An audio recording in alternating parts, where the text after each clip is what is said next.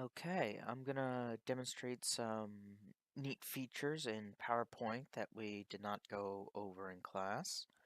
Um, I'm just gonna use my Mulan PowerPoint from the demonstration to, I guess, show off everything. These right here are the four things we're gonna go over: design ideas, morph, zoom, and accessibility check. So first we got design ideas. Design ideas is just kind of PowerPoint's little helper. It will give suggestions on how best to lay out slides sometimes. So I think you go design, and right over here we got over here on the right under design we got design ideas. So you click on that and it opens this right over here. I think it's turned off by default. It initially asked me, do you want to, it gave a brief description of what it is, and do you want to turn it on? I hit yes, and it gives you this screen. So right now on this, you highlight the slide in your slide selection, and normally it will give you some suggestions. Sometimes it just doesn't really have any.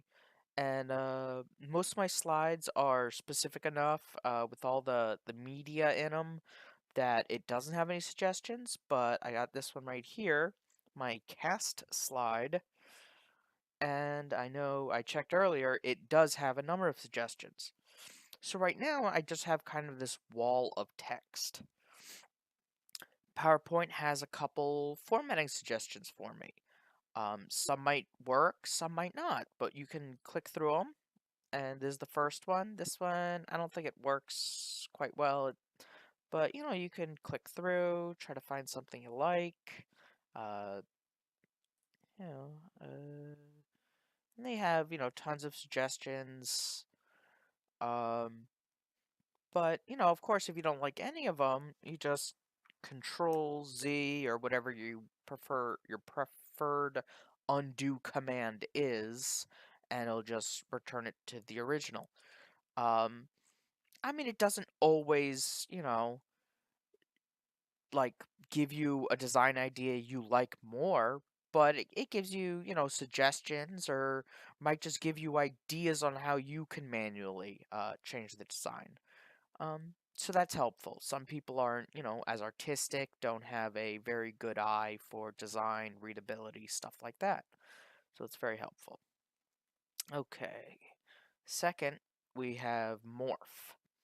Now, morph is actually a type of transition, and we did go over transitions in class, but I thought morph was special and cool enough to warrant going over it here.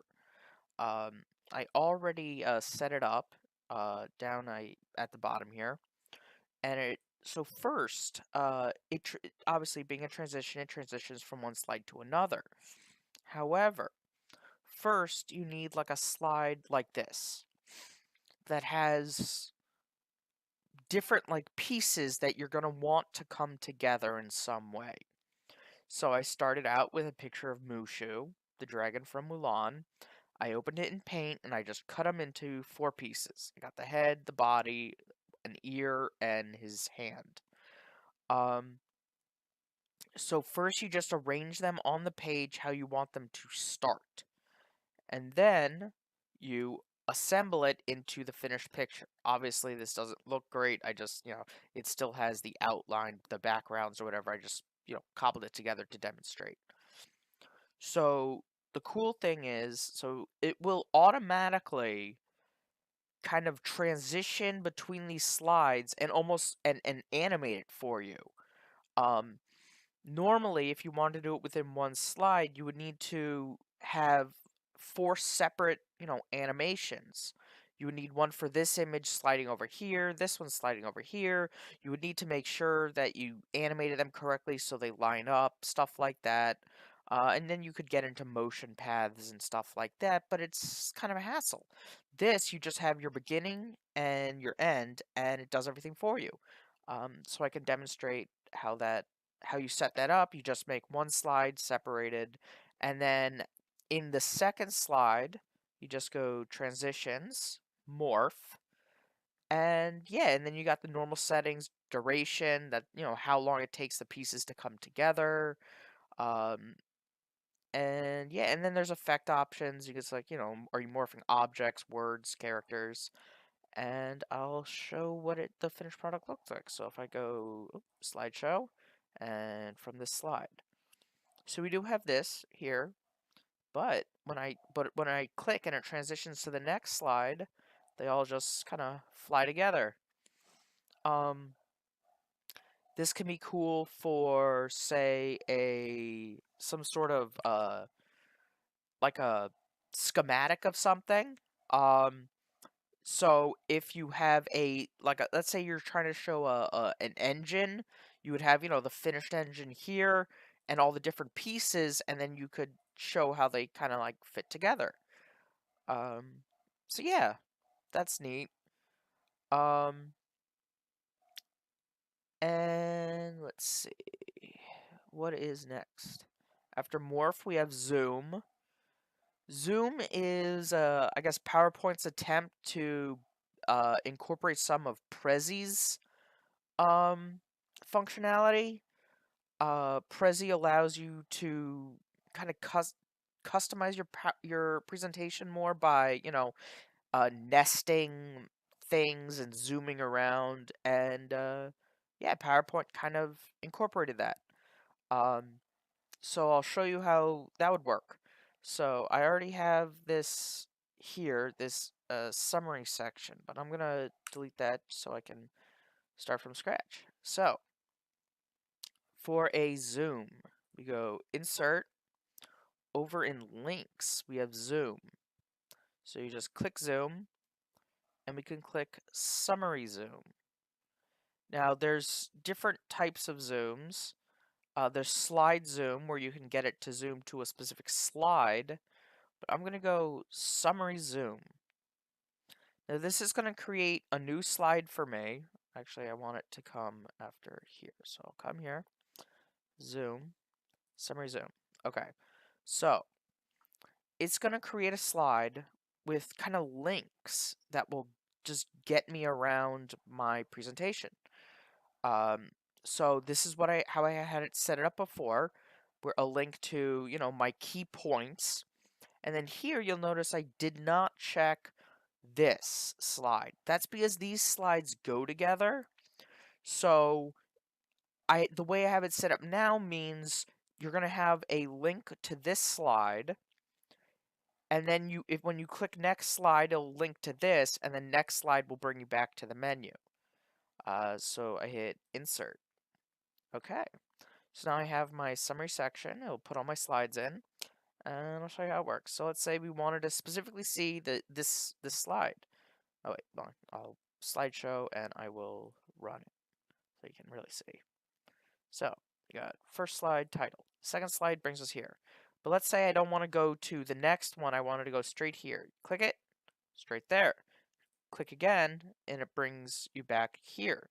Now this had multiple slides as part of this section. So click it, brings me to the first slide in the section. Click it again, it will bring me to the second part of the section. And if I had a third, fourth, so on, and then when you're done that section, boom, right back to the menu.